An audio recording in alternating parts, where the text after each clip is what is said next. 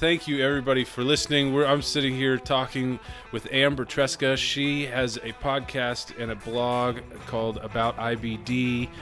Amber, thank you for joining me. This is awesome. We get to reciprocate now since we did a podcast on yours, but now I get to find out and learn a little bit about you and your journey, which I'm super excited about, but I'm most excited about, I love the topics that people pick on their podcasts and on their blogs because they're usually personal and we choose them they're very specific. And so it's usually something we've dealt with, something that is close to us. And so I'm just really excited to hear a little bit about your journey and where you're kind of coming from. So thank you for coming on. Thanks, Austin. It's a little odd for me. I'm usually the one asking the questions. Yeah, not today. Not today. I'm in the boss's chair. That's awesome. So I want to know, why you started the podcast and the blog, just what it is. Tell us a little bit about it, why you started it, and what it is, what you talk about, what your goal was, and kind of where you're at with it. Sure. So to get started on this story, we have to go a ways back. We have to go back to the days. I think you're a good 10 years younger than me, Austin. But I'm 38. We have to go, yeah, so you're a good 10 years younger than me. So we have to go back to the days of message boards. Okay, and so I was diagnosed with ulcerative colitis in 1989. Mm-hmm. And it was in 1999 that I had my surgeries. I had 2 surgeries, a colectomy and then J-pouch creation. Yeah. So during those times, I want you to tell us about that after you're done with your story. Like what a J-pouch is and all that. Oh, yeah. Great. Okay. Happy to. So I was on message boards at the time for people who lived with IBD, other conditions, whatever. And it just so happened that I heard through a person on the message board that a company called ABOUT.com was looking for a writer to manage their inflammatory bowel disease content. Well, I could string a couple of words together, so I decided to apply for it. And they hired me as a contractor to write for them. So in the beginning, I wrote about inflammatory bowel disease and irritable bowel syndrome. And then eventually, we all agreed that it was better that I just focus on the IBD, and IBS was moved into its own space, which was great because that's the way that it should have been. So anyway, so I've been doing that since 2000. About.com has migrated several times. It's gone through many iterations, but all the time I've been the inflammatory bowel disease expert there. And now it is verywell.com, and I'm still with them and writing that content. So that's where it all started. Very cool. Okay. And I did not have a sort of a personal platform when I started. I was basically writing. About.com was the platform that I wrote for. And then it became clear about 5 years ago that there was value in personal stories. I always kind of felt like my personal opinions, my personal stories kind of took a backseat. Like I took a very journalistic approach to what I was doing for About.com. And then I became aware that, wow, there are people that feel very alone and are perhaps looking for stories to give them hope of people who have, lived through these tough things, especially when you're first diagnosed. Yeah. So at that point, I started my blog. So I started aboutibd.com. And then I started the podcast literally on a whim. I mean, it was like really kind of ridiculous. I had started listening to podcasts. It's a great thing to do when you're doing the dishes, you're gardening, whatever. Great way to occupy your mind. And you can hear so many diverse voices and people that you would normally not hear from because they're not on the news, they're not on TV, they're not in those mainstream spaces. And so I could find all these little niche podcasts about cool stuff that I enjoyed. So I started getting into that. And then one day I got kind of mad, Austin. I got kind of mad.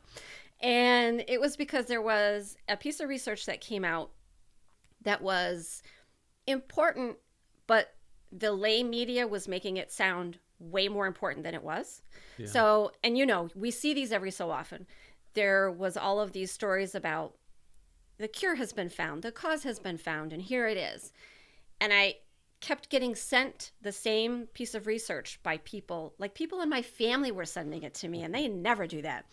And then finally, one of my editors contacted me, and she said, I think we need to address this. It's really just blown up. And it was great research, but it didn't deserve a headline of we now know the cause of Crohn's disease, because that wasn't what it was. Yeah. So I wrote a piece about it, and then I felt like I had more to say about it. That was my opinion. That wasn't really, a journalistic sort of sterile view of it. Yeah. So I had, I wish I had it in front of me, but I had this little microphone that plugs into my iPhone, and I plugged it in, and I just sort of ranted into it for a little while. And then I published it on SoundCloud at the time. And then a few weeks later, I got mad about something else, and then did it again and published that. And then I thought, every time I go to a meeting or an event and I'm around other people like me, they should tell their stories. And then I started with that. And then it's grown, and now I have way more microphones than any person should ever have. Isn't that the truth? How many microphones do you have just plugged into your computer right now? You know what I'm talking about. 4. I have 4 plugged in, and there's 4 that aren't being used in the same room. Oh. So, and that was 3 years ago. So 3 years later, here we are now. I'm still going with the show. Was just working on another episode before we connected today. I love how you started your podcast on a whim, because that's how I started my podcast on a whim. I woke up at like 3 a.m. and I woke up my wife and I go, April, I got it. I'm going to do a podcast. We got to start getting these conversations that I'm having with everybody I know, that is like the most liberating conversations ever, with other people who are like, it's like we sit down and talk and feel better, even though we still feel like shit after we're done, because we just shared it and heard someone else dealing with something worse or something we don't want, or it's the same as us. And you just go, oh, what a weight. The loneliness is so heavy that I was like, I'm doing a podcast. I didn't have a microphone. I didn't know anything about it. So I sent out 10 emails and messages to 10 different people with this idea. And I got my first 8 guests like by 9 a.m. And I was like, okay, this is apparently supposed to happen. So I need a mic. I'm always surprised that people say yes, because it's, I try to make my show a very welcoming space for people and to share their stories. But at the same time, I often recognize that I'm asking people to share some of what has been the worst times of their life. Yeah. Into a microphone to be recorded for other people to listen to. So at times I feel a great weight of responsibility, and a lot of times I'll have a little conversation with people beforehand about that, about how serious I take it, and how grateful I am that they're willing to share. That's awesome. And you're exactly right. It's something that's very hard to share for a lot of people. And I think more and more our community is getting better at sharing and talking about it and being okay with it, because there's so many of us, right? And we realize that there's a large silent group of people that are now getting a voice and being able to hear other people dealing with it, that the loneliness is being lifted. So the value of sharing stories, that rumor's getting out and people are doing it. And there's a lot of value in that. Huge. Yeah. Okay, so go back to 89 when you were diagnosed with ulcerative colitis, and what all was going on then, if you can remember all the way back then, apparently, and just kind of how the symptoms you were having, how you were dealing with it kind of emotionally, and what was going on in your world, and then we'll just kind of transition to your J-pouch and what that is and go from there. Sure. So I was in high school at the time, And like many people that I've talked to who have been diagnosed with IBD, this is not something that you know anything about before you start having symptoms. And symptoms like diarrhea, and then suddenly you're having bloody diarrhea, and then suddenly you're at the doctor's and trying to figure out what was going on. And I've written a little bit about it on my blog, but it's challenging first off because, as I was just saying, that that I ask people to share some of the hardest things in their life. Sitting down to write about it can sometimes take a lot out of you. So I think that's worth saying.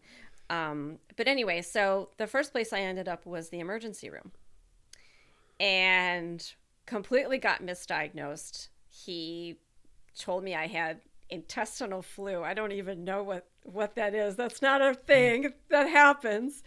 And it's odd because knowing what I know now, a teenager who lived in southeastern Michigan, as I did at the time, who shows up in your emergency room with bloody diarrhea, there's some things you should do, like a rectal exam, and you should also consider colitis, if not ulcerative colitis. And they sort of just sent me home with some antibiotics, and then finished my course of antibiotics, and things get worse again.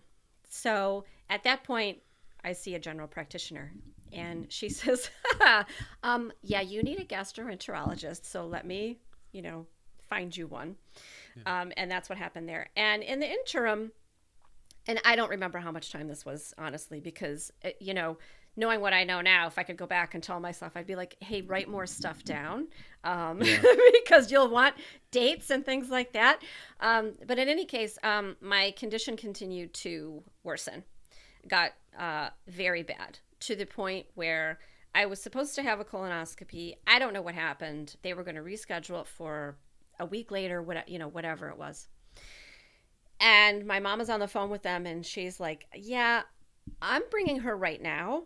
I don't know what you all need to do on your end, but I'm bringing her now because in a week, I don't think she's going to make it, So I go in that day. Needless to say, my doctor goes in.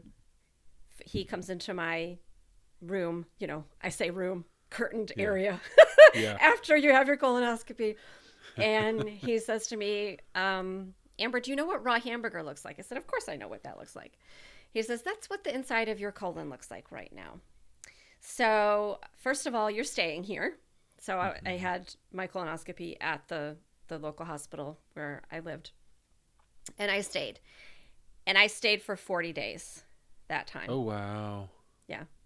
Because if you remember 1989, there was prednisone and there was sulfasalazine.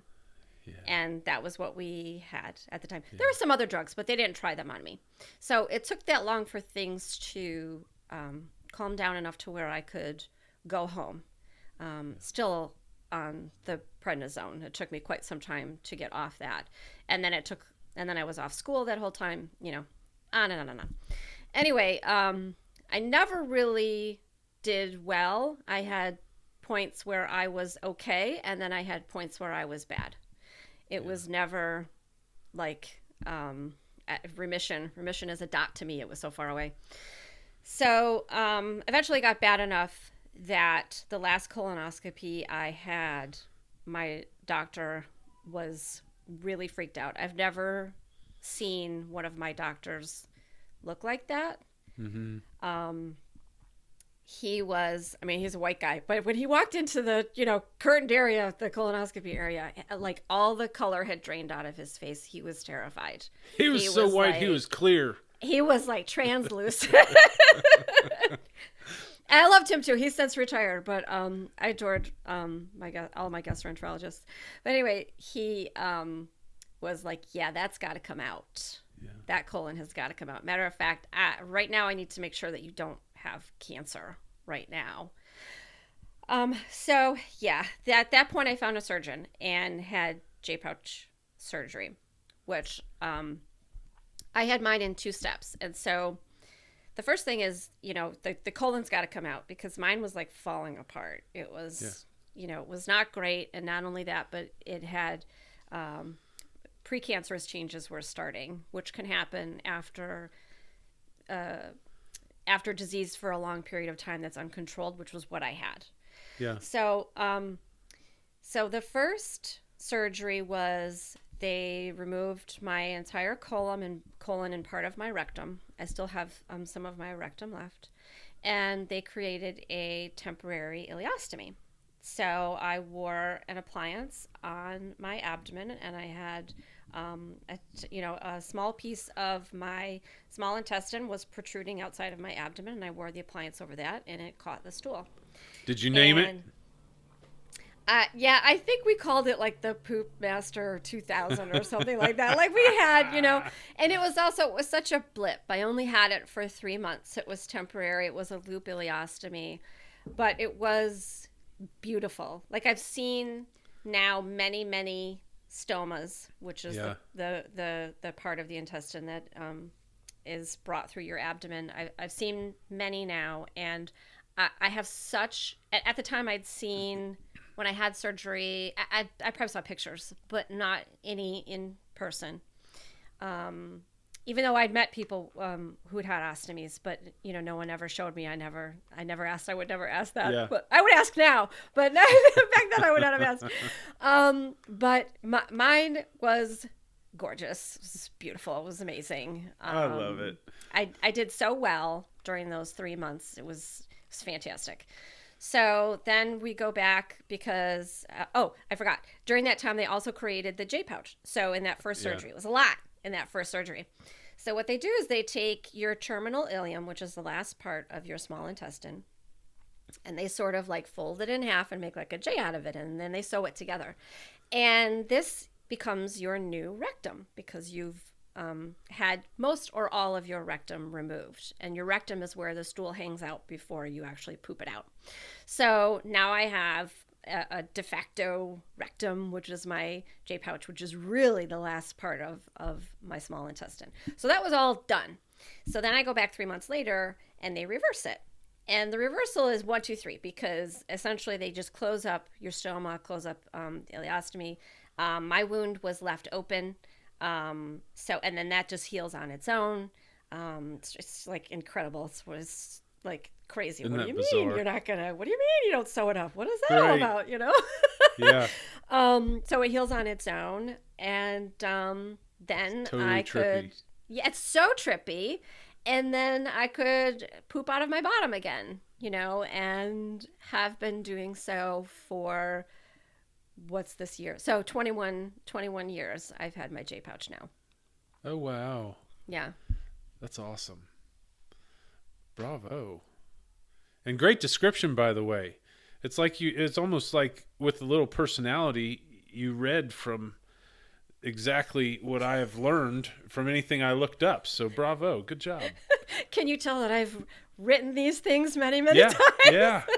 And also explained it many times. I've even had to explain it when I've gone in for, whatever, you go for an x-ray and you have to explain it to somebody. You get your eyes checked, you have to explain it to somebody, so I've had to explain it many times. So how did you feel after the second surgery? Everything just kind of kicked into gear normal? Did you have any hiccups, or how was the change from being super sick? Were you immediately better with the temporary ileostomy pretty much, and then you just transitioned 3 months down the road for the completion of the J pouch? Yeah, pretty much. I was so fortunate. When you have surgery, they will go through with you all of the things that could possibly happen. And of course, they could never cover with you the entire spectrum of things that could possibly happen to you. They tell you things about, you could get an infection or, whatever. Now I know about many more of the things that could possibly happen, the complications. I didn't have any complications. The first surgery was a lot.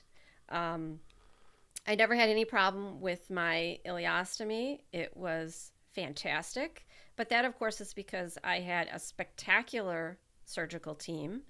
I knew how good my surgeon was, but later on, I really, really understood how good he was. He was really, even though he was practicing in the town that I lived in and he wasn't at a major IBD center or anything like that, he was really the A plus. And therefore, everyone who worked with him was also A plus. So my stoma nurse, fantastic, just amazing from beginning to end. So I had no complications. Everything went just ridiculously well, so well that when I went back to have the reversal, I remember distinctly looking at my husband and saying, why am I doing this? Why am I having this reversal? For the first time since I was 16, so for 10 years, I actually felt like I could do things. I didn't walk into somewhere and immediately look for the bathroom. Yeah. And I could eat. Oh my gosh. I could eat. Like, was just, it was amazing. So I know it's hard to understand if you haven't experienced it, but like, you wake up from surgery feeling better. I mean, you're in a lot of freaking pain, but you feel better in a different way. Right. And I was young and I didn't have any other problems, so I healed really, really quickly from both surgeries. And the reversal was like a snap. I mean, I was out of work for 2 weeks. I went right back. I had a little problem in the beginning going to the bathroom. Like, they won't let you go home until you actually go to the bathroom. I had a little problem peeing and I had a little problem pooping. But once everything started working again, now I know that that's also very common, that can happen. But I mean, I was in the hospital, I think 3 days, was out of work for like 2 weeks. Matter of fact, I think I went into work during those 2 weeks, during that 2 week time. I wasn't supposed to, but I did for some reason. And then I was back at work and it was like, it was fine. Wow. You know? Yeah. That's awesome. And I'm assuming you still have many of or some of the side effects of having IBD outside of the colon part, just because it's an autoimmune disorder as well, and you're battling that side of it. So what's still stuck around that you still deal with in your world, besides, because it's really easy to think, and the people that know you well can probably also go, oh, she's better, she's doing great, but that's to a certain degree better compared to how you were, but where are you now? Yeah, so IBD never leaves you, as you know. And it's interesting because when I had my surgery, there was so many things that we didn't know. They'd been doing J pouches or a variant thereof for about 20 years prior to that. Matter of fact, in 1989, I almost had surgery. And they might have tried to do something then. Thankfully, I was able to hold off a little bit longer until the surgical techniques got better. But anyway, so what's funny, too, is I think about this sometimes, is I don't know what it is to be like a normal, I say normal in quotes, but to have a functioning colon that works the way one is supposed to. Like, I don't remember what that's like anymore. Yeah. So we talk about remembering way back when, that I don't remember at all. So I sometimes think about the spectrum of things that I deal with in having a J pouch, and that if you went from having a functioning colon to then suddenly having a J pouch, that might be really horrible. And you might have a lot of trouble coping with that. Yeah. But going from what I was going through, 20 bloody stools a day, plus being on prednisone, et cetera, et cetera, et cetera, then having the J pouch, it's night and day, and I'm so grateful for my J pouch. So the J pouches are interesting because there's such a spectrum of how people do with them. My medical team gets annoyed with me because they ask me how many times I go to the bathroom a day, and I'm like, I don't know. Yeah. It's not important.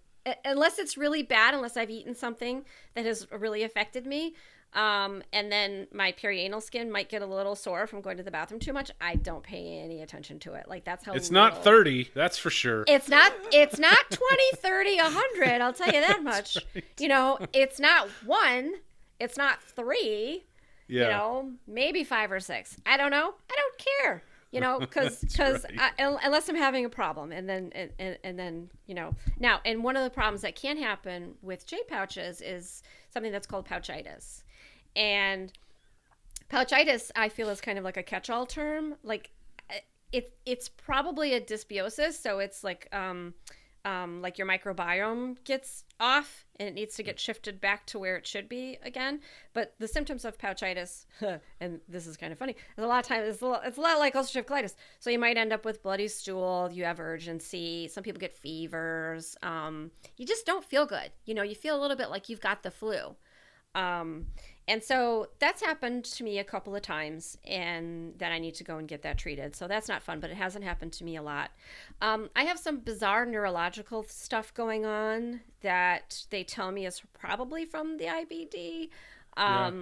But again, it's, there's not a lot of research. There's not a lot of knowledge about it. So we just do the best that we can and sort of muddle along with that. The fatigue never leaves you. The vitamin deficiencies never leave you, unfortunately. So those are the things that I personally have going on, and there's plenty more that people deal with IBD. Like I still count myself really, really fortunate. I do really, really well. Yeah. Well, outside of the normal side effects, with your colon and things like that, and when you have a mild flare of some kind, just being able to have, but for us, regularity is for me, it's 5 to 7, 5 to 8 times a day, and minimal cramping, nothing really disturbs me, and my energy's enough that I can go to work, come home, get to my couch, get my chores done and things like that. That's a good day. But that's like a terrible day for someone who's healthy. So exactly. Outside of like what you don't necessarily have to deal with from prior to the J pouch, you just begin to have this tolerance for a new way of life because it's way better than it was, which is fine. That's that new normal. God, a line I'm tired of hearing. That new now that I say it, talking about something else, I'm realizing the relevance. So now that you're living in a new normal, something that'll never change and go back to the way that it was, looking at it in hindsight, it's always easy to just deal with it and stomp forward and have an optimistic attitude because it's so much better than it was. Wow. Yeah, when it's that bad and when you've almost died a couple of times, it's like, am I like a lot of the other women that I know, my age, other mothers? No, I'm not. I have to consider things that they thankfully don't have to consider. But at the same time, I could also be dead. So, I'm right. like, I'm pretty good. Yeah. Did you, when you had your ileostomy, how did you I guess you were probably home for those 3 months between surgeries, or how much time was it between the stage 1 and stage 2? Step 1 and step 2? It was about 3 months. So okay. I think I had my surgery in March of 99, and then the first one, and then I had the second one in June of 99. So I was at home for 6 weeks, and then I went back to work. How'd you do with all the noise? I had so many people who are fresh out of surgery. We have at our support group here in Wichita, we have a number of people that kind of come and go. We have a lot of new people, then they get them reversed and they may or may not come. But dealing with the noise is like the most anxiety creating thing in their lives. And that's what prevents them from going back to work, from leaving their house even. How'd you deal with that? I mean, you said you wanted to go back to work and you wanted to kind of get right back at it. Did it just not affect you? Was it something that you didn't deal with, or what happened with that? I feel like maybe my experience was the noise wasn't so bad. And I couldn't really tell you exactly why that would be. You can manage that a little bit with diet. Right. So, not so much. It's, like everybody farts. That's just, it's like, right. Even like a healthy person farts something like 14 times a day. So and some people have more than others because we're humans and we're all different. Right. So we're all, yeah. And, it can, change with diet. But of course, too, the other thing is that, especially if it's temporary, trying to figure out your diet in that short amount of time, like, I don't know, do you even really feel like trying? Yeah. The job that I had at the time, I worked in an office. I only worked with a couple other people. I mean, I was around people all day, but it wasn't such a big deal. And one thing that I might do is just sort of put my hand over my stoma to sort of, I don't know. We probably need like a sound person to sort of explain why that works. Muffle and filter the sound, the muffles noise. it a little bit. I don't know if it sort of diffuses it a little bit, whatever. But I might just put my hand there. And, the other thing is that, for instance, if I were in a meeting and I was fortunate that this was the kind of job that I had, that I was a very junior person. I was 26, but it would just be like, I need a bio break. And then I would just get up and step out, or maybe I might just be like, I mean, it's like, Right. Like you kind of learn like little tricks. And I did not disclose to anyone that I worked with about my surgery because first of all, you don't have to. And second of all, I mean, you think there's stigma now, the stigma. Yeah. I mean, the amount of conversation that I would have had to have.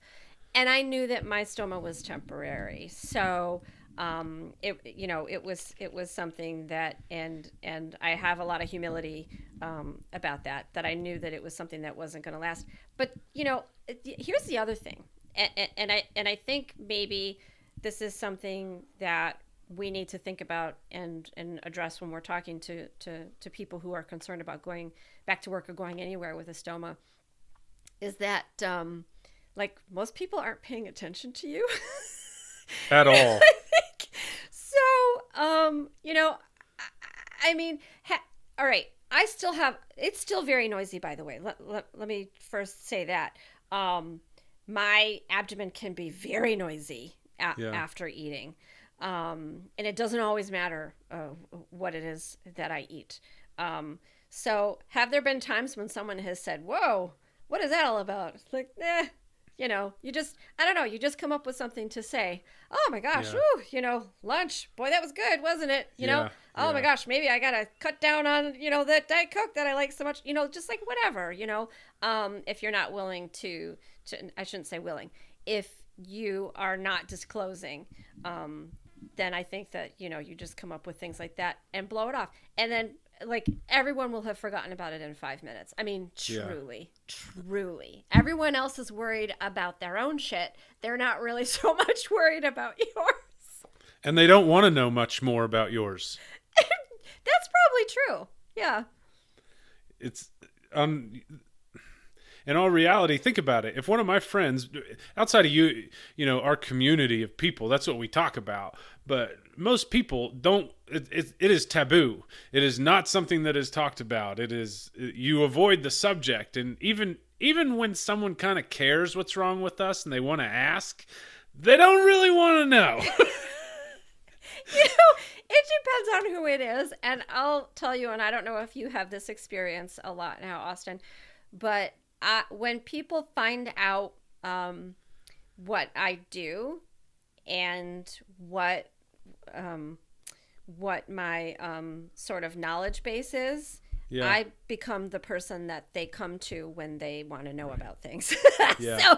So I get a lot of messages. I mean, with inside the community, of course, but then also just people who know me from wherever, will ask me, hey, what do you think about this? Like this happened. Yeah. What do you think about that? And especially with kids, people will ask me a lot about, their kids poop, or their kids, they're throwing up or, having stomach aches and, this and that. And so I just have regular people talking to me about it all of the time. So I don't it's like, sometimes I have to remember not everybody talks about this all of the time. Yeah. That's not, we're having steak, Amber. Really? It's Easter. It's Easter.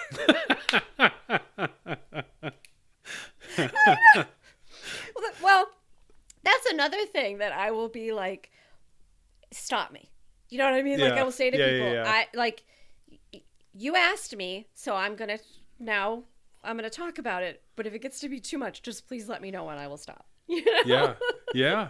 And let me compliment what's going on in your world with this. And that's any of us, once we find out what we have and what's wrong with us, you go and you look it up and you read and you learn and you're trying to digest as much as you can, physically, but also mentally. You're trying to chew on and read and take in all kinds of information, because there is no cure, and you have experts that are helping you, and you go to the doctors, you get tons of information there, but you don't really get much experience conversation. You don't hear it unless you force yourself to kind of look for it. And that's why people call you or myself, because there's something beautiful just about being able to candidly talk about this stuff and be able to say, you know what, for me, that didn't work, or that did work, and not having a bias because I'm afraid of getting sued because I recommended this or that.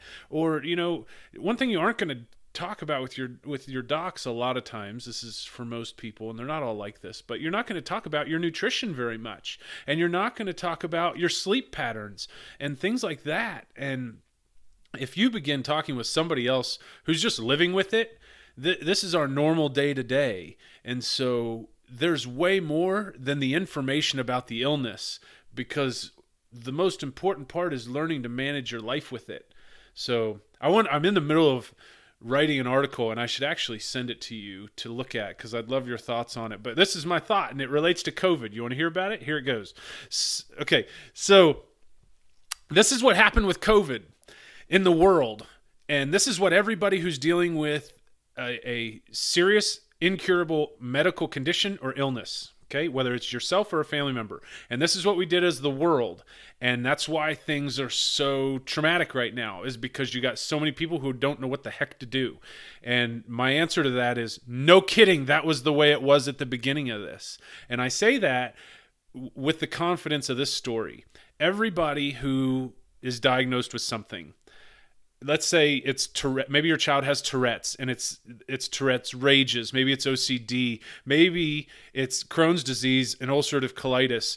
Maybe it's cancer. Whatever it is, something incurable. What do? You're experiencing these symptoms. It's all new. You went from being a healthy person or having a healthy family to now having a weak link or someone who's sick. And so you begin wanting to find a cure. You begin wanting to relieve the suffering and the pain. And so like what do? You go to the doctor. They tell you, in whosever case or whatever's going on, they tell you, okay, we need to send you to this person. We need to send you to this specialist, and we need to put you on prednisone. We need to put you on a sulfazine, and we need to put you on this and consider this. And those are all great, and it's all common treatments that we have right now.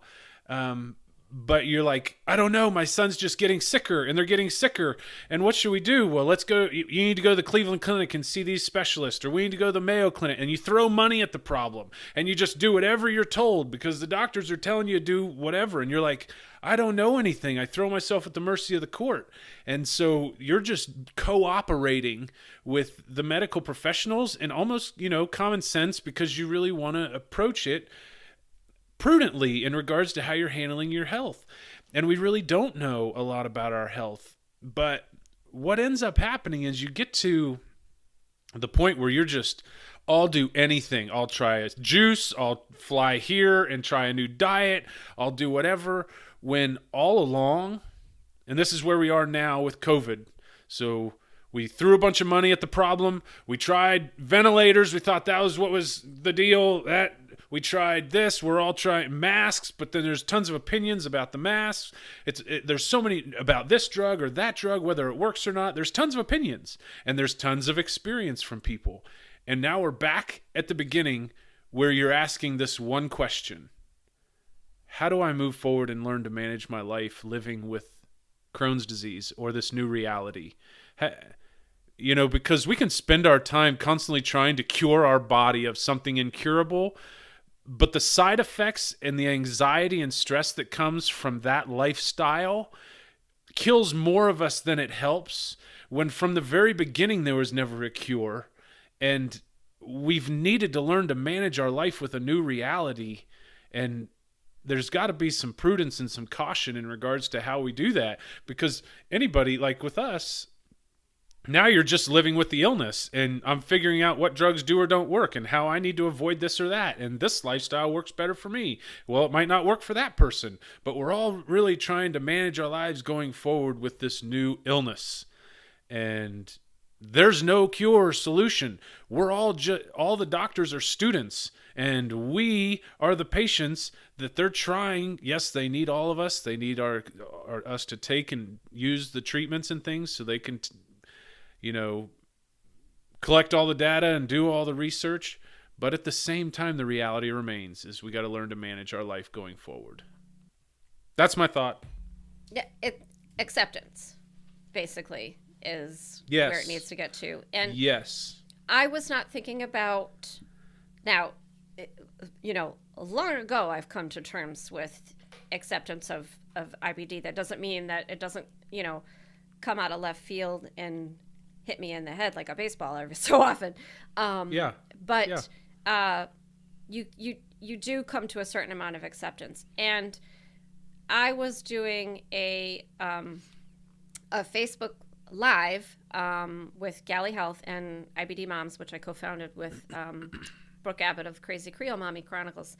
And we had on Dr. Mina Butra, who's an IBD specialist. And she was the first one that I've heard say that we do need to come to a point where we need to learn how to live in this reality and go about the things that we need to do in a safe way.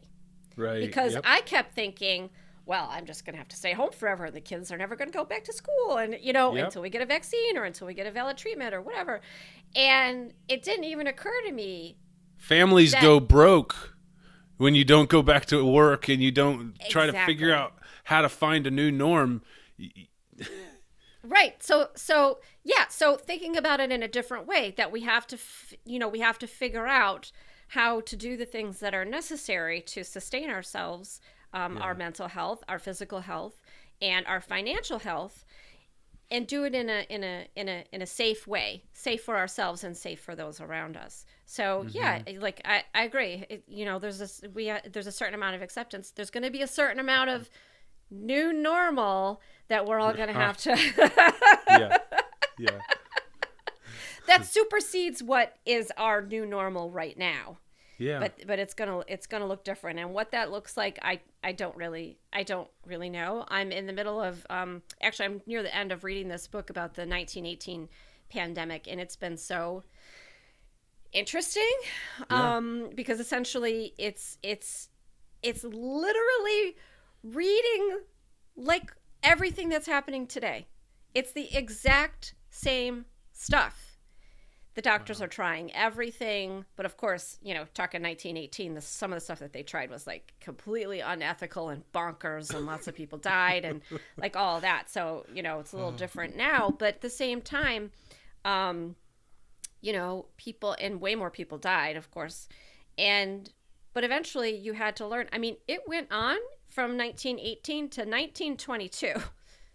So, so people were having to learn how to live with it. During that time. Yeah. It's bonkers.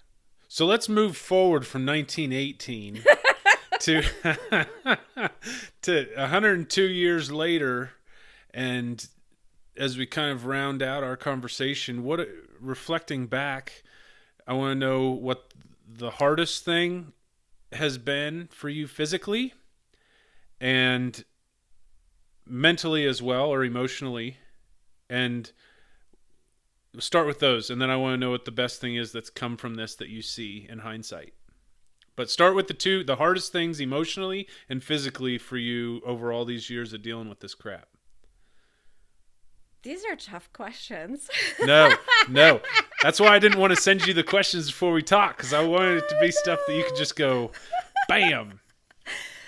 So, well, I will say emotionally, or mentally, however you want to look at it, the hardest thing has been understanding what my own limitations are. Yeah. And this is why sometimes I feel a little frustrated with the idea that you can be whatever you want and you can do whatever you want. And it's kind of like, well, you know, Yeah. I Oh, yeah. I kind of can't. You know what I Right. mean? Like you know, things were changed for me at 16, and there were things that I wish I could have continued, and I Yeah. couldn't. I fought so hard to graduate with my bachelor's in science, and that was really, really hard. You know, at a Yeah. time when there was no Affordable Care Act. There was no, there was no accommodations. There was nothing. Right. There was just, coping with it. So coming to terms with sometimes that I have to say, you know what, I really can't, I can't do this thing or accomplish this thing. Sometimes it's maybe ever, and sometimes it's maybe just not right now. But I want to do all of the things all of the time. And sometimes my body just tells me no. Yeah.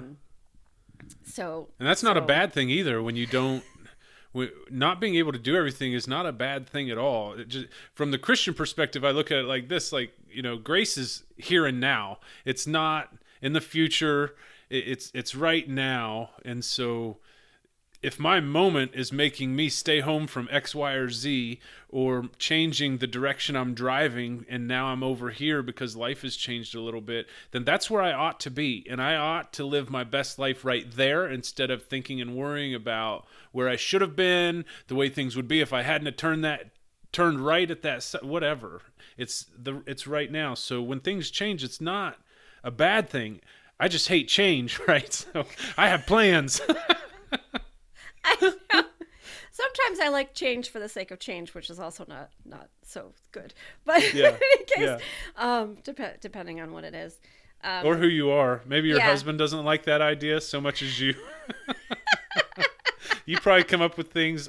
You know what? I should start repainting this room. And he comes in and says, Amber, what in the hell are you doing? What are you doing? I don't want to start a project. I know. Change, babe. That's the other thing, is that like I will start a project and get halfway through with it, and the project, is not finished. It can wait. But my body tells me well, if you're in the middle of painting a wall, it can be challenging. But yeah, I know. Yeah. It's definitely that's definitely true. Oh my God, that's so true. That's hilarious. Okay, now I want to know where you have seen yourself grow the most. What if you hadn't gone through and dealt with your health issues like you have, you wouldn't have this certain perspective or this quality that you've developed, whether it's empathy or compassion or something that you've kind of seen about yourself through dealing with what you're dealing with. Yeah, I mean, there's so many things. I think empathy for sure, compassion for sure. Being forced to deal with things at a young age, or a younger age than a lot of people have to deal with these things at, literally your own mortality.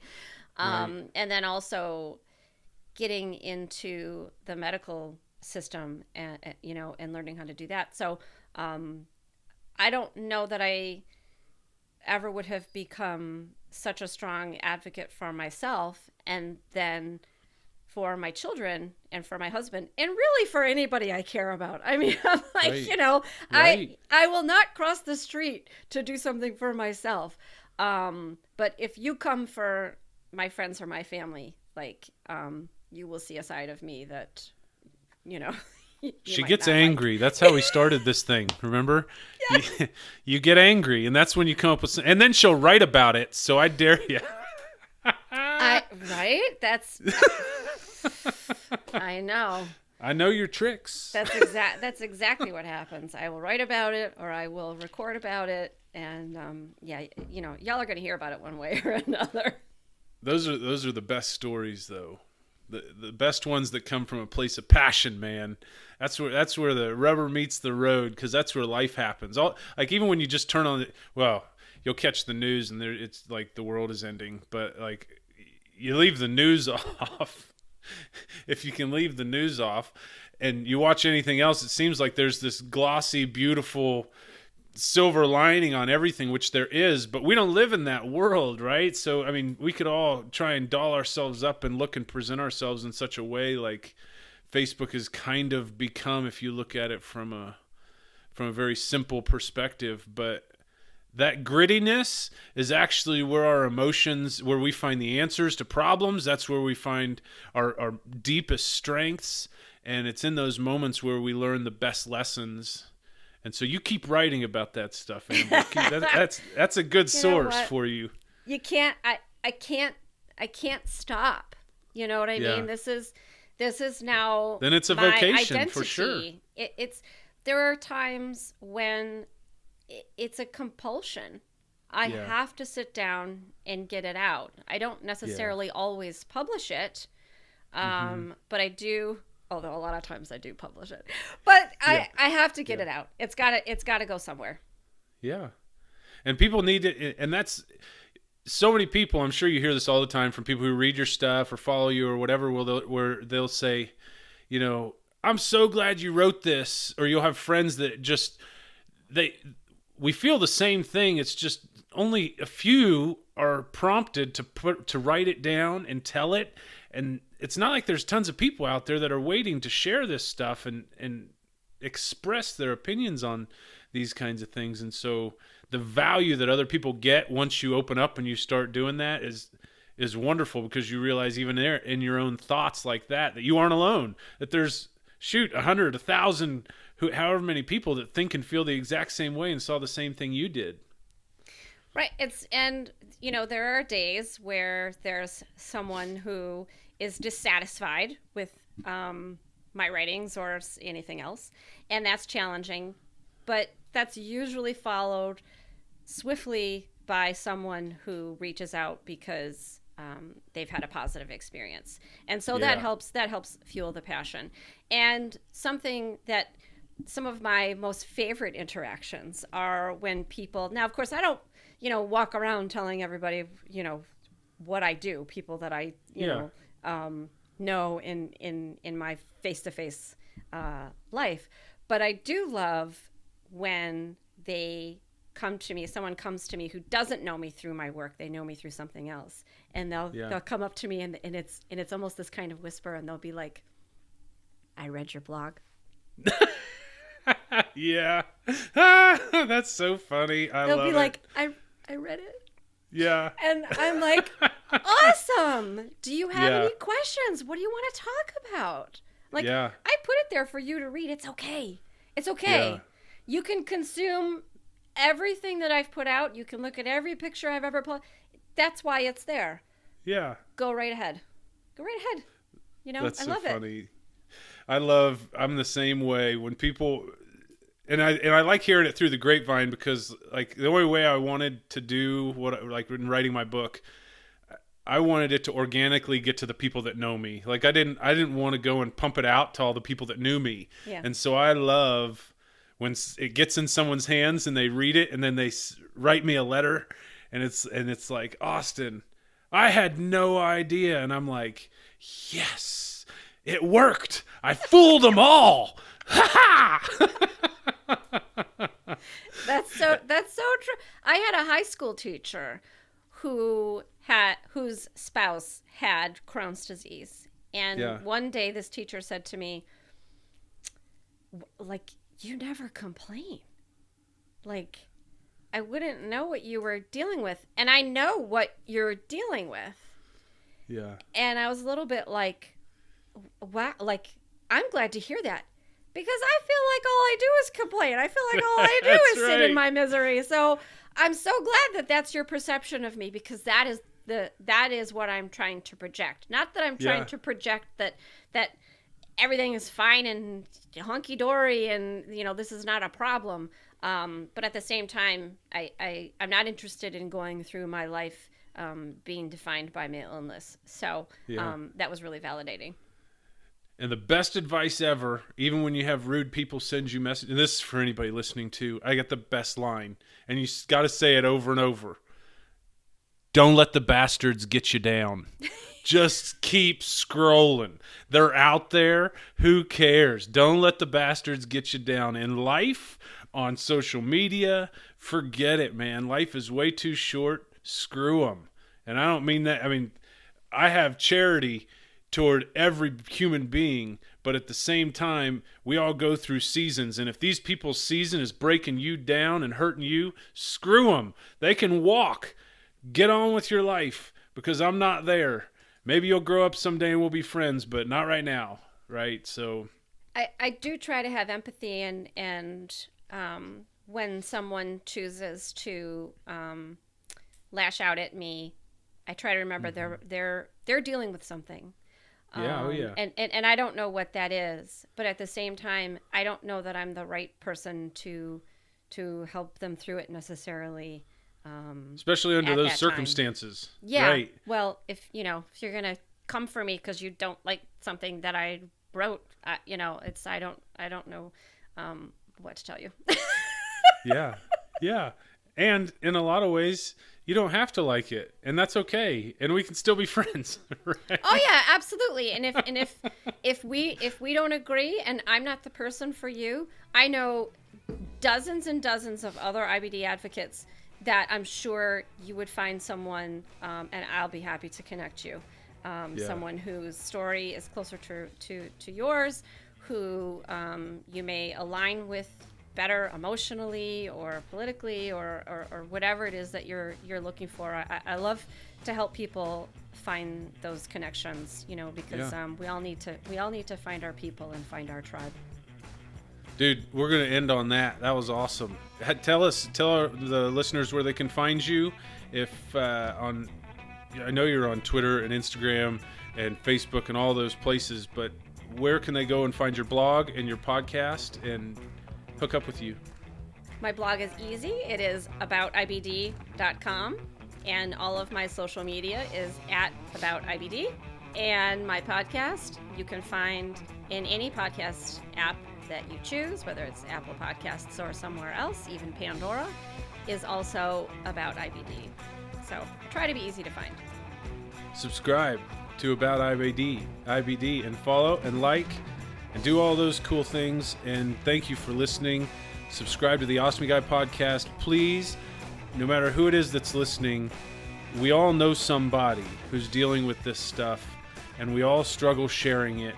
And it might not be now, but please keep this podcast and all these resources in mind when you run into those people, because it could be the most life-saving thing for people to hook up with someone else to reduce that loneliness in their world. So please share, subscribe, help us get the word out. And thank you, Amber. This was really cool. I really appreciate it. Thank you, Austin. It was lovely to speak with you again. I really enjoyed it.